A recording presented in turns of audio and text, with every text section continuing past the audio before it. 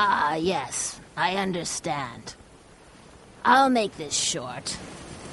Okay. By the mercy of the blue dragon. No, it may have been a curse. Lily's pretty voice was switched with her father's gruff voice. And the only way to get her own beautiful voice back was for her to kill her father. Having fallen in love with an actor in a traveling troupe, Lily took my ceremonial dagger to kill her father. That's where we left off, correct? That's right. Give me the sharpest knife so that my father won't suffer for too long. Horrible, isn't it? Just thinking about it gives me the shivers. I still remember the horror. Lily's pretty lips spoke those horrible words in the gruff voice of an old fisherman. She didn't kill her father right away, though. She couldn't. Every night, she would go to her father's bedroom and stand beside his bed. She would lay the dagger on her father's bearded throat. But still, she couldn't commit the final act. She would just stand there in silence for a while. Then she would leave the room with tears in her eyes. Every night, the same routine. But actually, her father was not asleep. He was ready to die if it meant that his daughter would have her beautiful voice back. The daughter, standing at her father's bedside. The father, pretending to be asleep while his daughter places a dagger to his throat. My heart aches every time I picture the scene.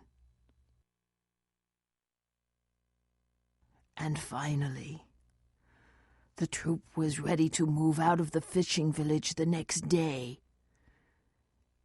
Lily made up her mind and entered her father's bedroom again. But the bedroom was empty.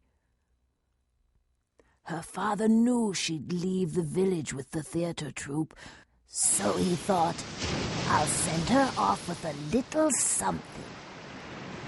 And he had gone out to sea in search of some fish you could catch only on the night of new moon. But irony of ironies, that very night, a storm rolled in, and the seas raged wildly. The next day, the sun reappeared and rose high overhead, but there was still no sign of Lily's father. It was just like that night some while ago. Then, as the sun was going down again, the debris of a fishing boat washed ashore from the crimson red ocean. Everyone knew her father was dead. Lily cried and cried in despair. Now neither her voice nor her father would ever return. Her cries echoed all over the village, cries like a wounded beast. Oh! Oh! Oh! Oh! Oh! The young man from the theater troupe went to Lily's house to console her, but she would not let him in. Of course, he never knew that the hideous cries coming from the other side of the wall were Lily's own. Late that evening, after the sun went down, the cries came again. Oh! Oh! Oh! Lily's voice had grown hoarse from her endless wailing, making it sound even more fearsome. But then, another very strange sound joined in. Slip, slip, splat. Slip, slip, splat. It was like a wet, sloppy piece of meat slithering across the ground. The sound was coming from the harbor, and it was getting closer and closer.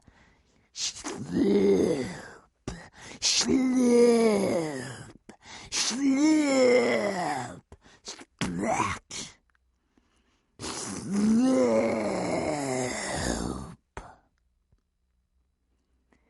And then the gulls started to screech too, perhaps because they wanted that meat. Sloop, shwee,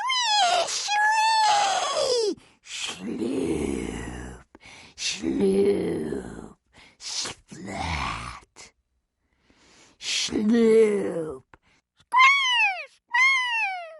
Splat, sloop, sloop.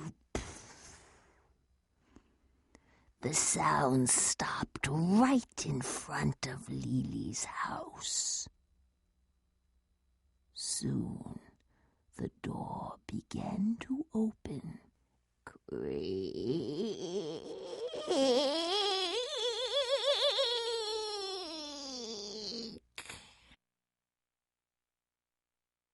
See, Mother! See, Mother!